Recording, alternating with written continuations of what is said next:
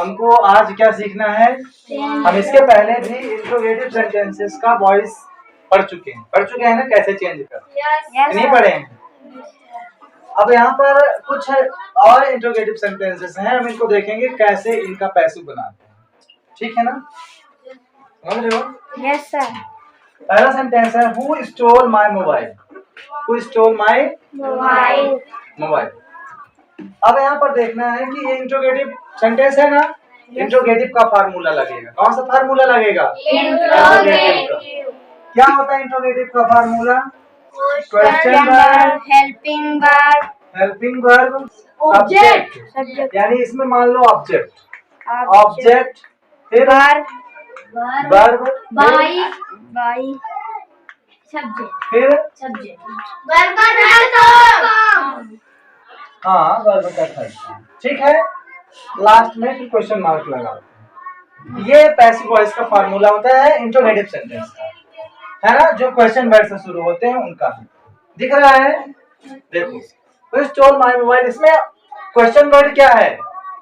क्या है? Who stole my mobile. तो पहले क्वेश्चन वर्ड नहीं पहचानो, पहले तुम वर्ब पहचानो। वर्ब क्या है? वर्ब क्या है? स्टोल। और वर्ब जो ये काम करता है उसको क्या बोलते हैं? सब्जेक्ट। क्या बोलते हैं? सब्जेक्ट। तो कौन चुराया? कौन का सवाल करोगे, जो जवाब मिलेगा वही सब्जेक्ट होता है। कौन चुराया मेरी मोबाइल? इसमें जवाब ढूंढो। नहीं मिला ना? अगर ये हु की जगह ही आंसर होता, मान लो अगर कोई होता, जैसे आकाश स्टोल माय मोबाइल। कौन चुराया? आकाश। मतलब ये हु आकर के सब्जेक्ट को हटा दिया है ना? सब्जेक्ट को कौन हटाया? हु। यानी यहाँ पर अगर हम सब्जेक्ट की बात करेंगे तो कौन होगा सब्जेक्ट? हु। ये सब्जेक्ट होगा। क्या होगा? सब्जेक्ट। सब्जेक्ट को हम कहाँ रखते हैं? लास्ट में। कहाँ रखते हैं? लास्ट में। बाई हु, बाई के साथ सब्जेक्ट को लिखते हैं तो हम यहाँ पर बाई लगा दें और फिर हु लिख दें। अभी फिलहाल लिख देते हैं, ठीक, बाई हु।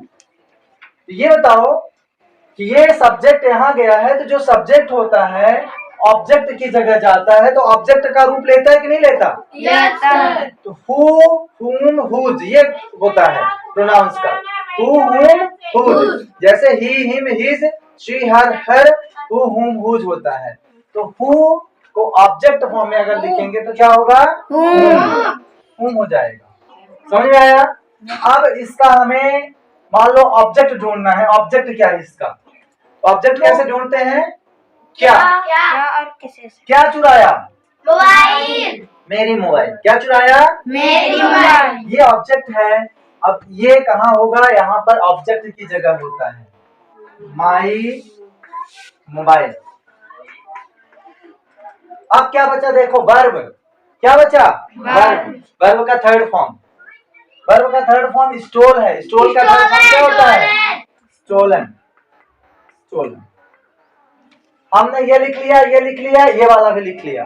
पहले सब्जेक्ट वर्ब ऑब्जेक्ट पहचानो, उसको लिखो अच्छे से। अब यहाँ देखो क्वेश्चन वर्ड और हेल्पिंग वर्ब भी लिखना है। क्वेश्चन वर्ड क्या है यहाँ पर? हु। अब इस सेंटेंस का नाम हु है। बाई हुम भी क्वेश्चन है कि नहीं है? हुम क्वेश्चन होता है कि नहीं होता? होता है। तो हम एक ही सेंटेंस में दो क्वेश्चन वर्ड नहीं लगाएंगे। ये सब्जेक्ट होता है। क्या होता है? सब्जेक्ट। हम इसको बाद में लिखते हैं, लेकिन ये क्वेश्चन वर्ड भी है, इसलिए हमें क्वेश्चन बनाना है इसको। इसलिए हम बाई हुम को उठा करके क्वेश्चन वर्ड की जगह रखेंगे। तो वो सब्जेक्ट का भी काम करेगा, बाई सब्जेक्ट, और क्वेश्चन वर्ड का भी काम करता है। ये बाई हुम दोनों इकट्ठा उठाओ, क्योंकि बाई तभी लगता है अगर सब्जेक्ट है सेंटेंस में। अगर नहीं है तो नहीं लगता बाई। तो है तो बाई और ये हुम दोनों एक साथ उठ करके यहाँ पर आ जाएंगे। बाई हुम, और यहाँ से हट जाएगा, यहाँ नहीं लिखेंगे। अब है हेल्पिंग वर्ब। हेल्पिंग वर्ब क्या लगाएंगे? क्या लगाते हैं helping verb? Is am are. ये इज एम आर लगेगा यहाँ पर। ये कौन सा टेंस है? हमेशा इज एम आर लगता है? No sir. इसका टेंस देखो ना, तब न पता चलेगा कौन सी हेल्पिंग वर्ब लगेगी। ये पास्ट इंडेफिनिट है। अब पास्ट इंडेफिनिट जब होता है तो पैसिव वॉइस में वॉज वर लगता है। यहाँ वॉज या वर लगेगा। ठीक, बाज लगाएंगे कि बर? लगता है इसके हिसाब से लगेगा जो यहाँ लिखे हो। माई मोबाइल एक वचन है तो यहाँ वाज लगे, क्या लगेगा? Was. By whom was my mobile stolen? और यहाँ पर क्वेश्चन मार्क कर दो। समझ में आया? नहीं समझे? समझे नहीं? समझे। इसका देखो, whom did she invite? सबसे पहले हम वर्ब पहचानते हैं। वर्ब है इनवाइट करना। वर्ब क्या है? इनवाइट। अब सब्जेक्ट पहचानो। कौन इनवाइट किया? कौन इनवाइट करेगा? उसने। whom did she invite? कौन इनवाइट करेगा? she, वह, है ना?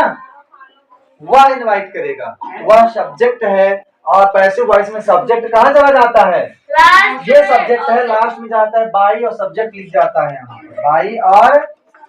बाई और शी, बाई और शी। लेकिन जानते हो कि जब बाई के साथ उधर जाता है तो अपना ऑब्जेक्ट का रूप लेगा। तो शी ना लिखकर क्या लिखेंगे? Question mark. अब उसके यहाँ पर क्या लिख दो? वर्ब। इसके पीछे क्या लिखोगे? वर्ब क्या है? इनवाइट। इनवाइट का इनवाइटेड, क्या लिखोगे? इनवाइटेड। अब फिर ऑब्जेक्ट, कौन सा ऑब्जेक्ट? इसमें जो ऑब्जेक्ट है उसको लिखेंगे। तो ऑब्जेक्ट किसकी जगह पर लिखा जाता है? सब्जेक्ट की जगह पर लिखा जाता है ना। Question word helping verb subject होता है और सब्जेक्ट की जगह पर ऑब्जेक्ट आ गया है, यानी ऑब्जेक्ट इसमें ढूंढो क्या है और उसको यहाँ पर रखना है। ऑब्जेक्ट कैसे ढूंढते हैं? क्या इनवाइट, क्या का सवाल करके और किसे का सवाल करके। क्या इनवाइट करेगी वह, या किसे इनवाइट किया? किसे? किसे का सवाल करने पर हूं मतलब क्या होता है? किसे। मतलब ऑब्जेक्ट को हटाकर हूं आ गया उसकी जगह पर, समझ गए? ऑब्जेक्ट को हटाकर हूं आ गया। हूं ऑब्जेक्ट फॉर्म होता है। Who, whom, whose. अगर हूम सेंटेंस में आया है मतलब समझ लो ऑब्जेक्ट को हटा करके आया है।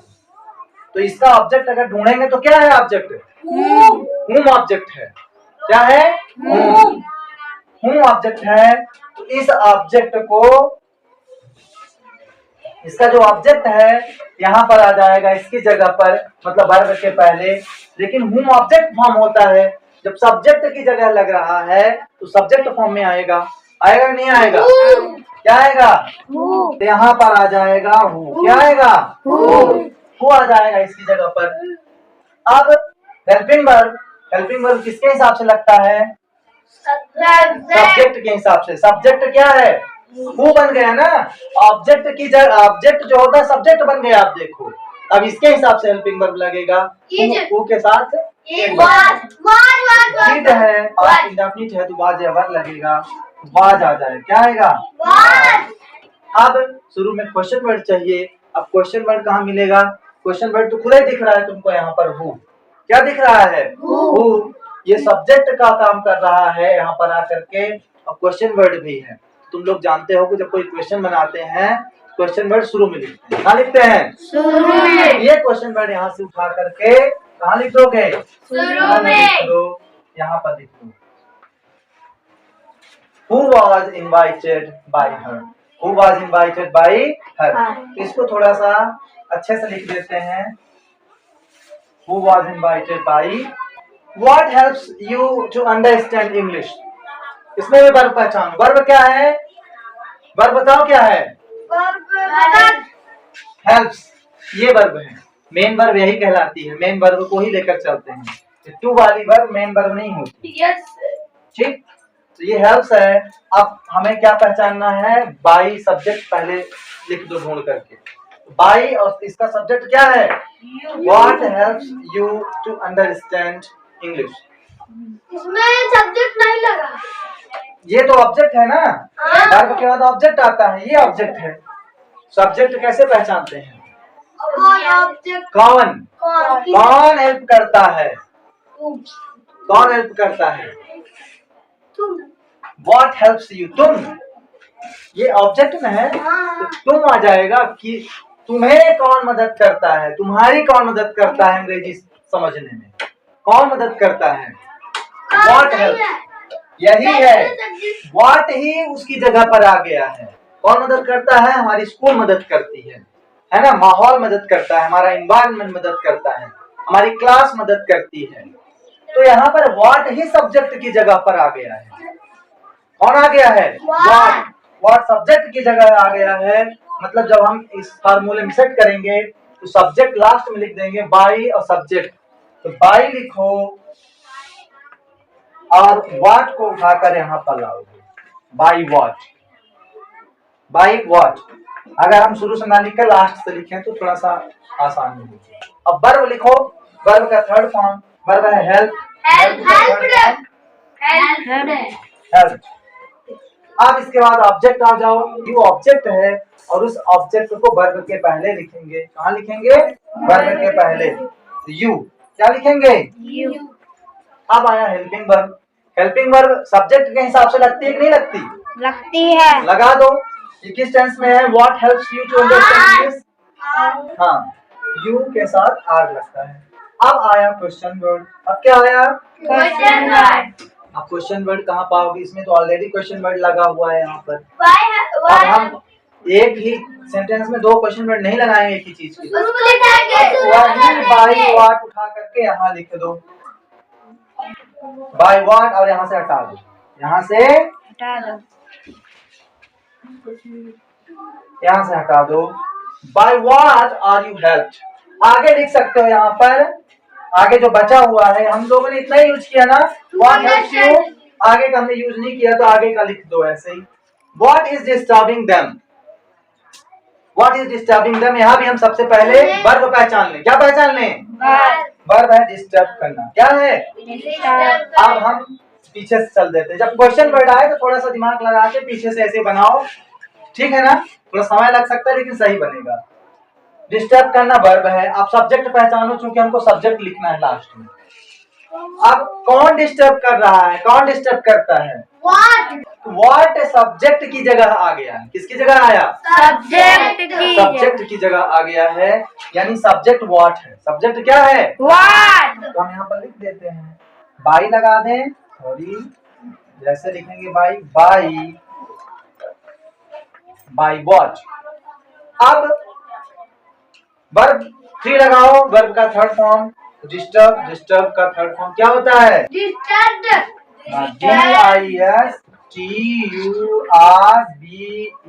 डिस्टर्ब। क्या होता है? डिस्टर्ब। अब ऑब्जेक्ट चाहिए। इस सेंटेंस का ऑब्जेक्ट क्या है? ढूंढो। देम। क्या है? इसे डिस्टर्ब कर रहे हैं उन्हें, देम आ जाएगा। क्या आएगा? क्योंकि ये सब्जेक्ट की जगह आया है, क्योंकि क्वेश्चन का फार्मूला होता है question word helping verb subject verb object. तो ये ऑब्जेक्ट सब्जेक्ट की जगह आया है तो सब्जेक्ट का रूप लेगा, इसलिए हम देम ना कह के सब देम का सब्जेक्ट क्या होता है? सब्जेक्ट फॉर्म दे। अब आगे आ गया हेल्पिंग वर्ब। हेल्पिंग वर्ब क्या लगाओगे? टेंस देखो, ये किस टेंस का है? प्रेजेंट कंटीन्यूअस का टेंस वो सेंटेंस है, इसलिए यहाँ पर इज एम आर ही लगेगा। तो दे के साथ क्या लगता है? आर लगेगा। Are they disturb by what. अब आओ क्वेश्चन वर्ड में। क्वेश्चन वर्ड खुद यहाँ पर लगा हुआ है बाय व्हाट, उसको हटा करके यहाँ पर लिख दो बाय व्हाट। बाय थोड़ा सा इसके पास लिख दो,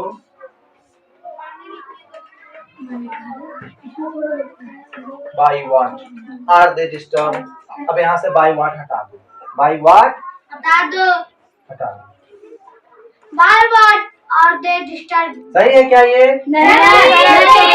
बीइंग लगेगा इसमें, है ना? कंटीन्यूअस में बीइंग लगता है। अभी वर्ब के पहले यानी डिस्टर्ब के पहले लगेगा। Question mark. ठीक, और क्वेश्चन मार्क। समझ में आया? Who do you ask for help? ये इसको भी इसी तरह से करते हैं। चलिए यहाँ पर वर्ब ढूंढते हैं। वर्ब क्या है? आस्क। वर्ब क्या है? आस्क। आस्क यानी कहना या पूछना। जब आस्क के बाद फार लगा हो ना, आस्क फार, ये एक वर्ब है। एक से नहीं, जब आस्क के साथ फॉर लगा हो तो ये एक ही वर्ब मानना। आस्क फॉर, देखो आस्क मतलब होता है पूछना, लेकिन आस्क फॉर मतलब होता है पूछने के लिए, मांगना। ठीक, मांगना। जैसे who do you ask for help, मदद मांगना। आस्क फॉर ये वर्ब है, ये ऑब्जेक्ट है। क्या मांगना? मदद। तो वर्ब यहाँ पर आस्क फॉर है। क्या है? आस्क फॉर वर्ब है, और क्या मांगना? मदद मांगना। ये ऑब्जेक्ट हो गया। क्या हो गया? मदद मांगता। अब यहाँ देखो, who- नहीं अच्छे से देखो, हु डू यू आस्क, यहाँ पर सब्जेक्ट पहचानो, जल्दी से ऐसे नहीं बोलना है। सब्जेक्ट, हेल्पिंग वर्ब के बाद यू होता है। यू मतलब तुम मदद मांगते हो, यही होगा ना। डू लगा है, प्रेजेंट इंडेफिनिट। तुम मदद मांगते हो। हु मतलब किससे मदद मांगते हो, तुम किसे मदद मांगते हो, या मदद के लिए किसे कहते हो। तुम मदद के लिए किसे कहते हो? आस्क फॉर मतलब मान लो मांगना या कहना। तो तुम किससे मदद मांगते हो, या तुम मदद के लिए किसे कहते हो। ये किसे आएगा, हु कौन यहाँ नहीं है।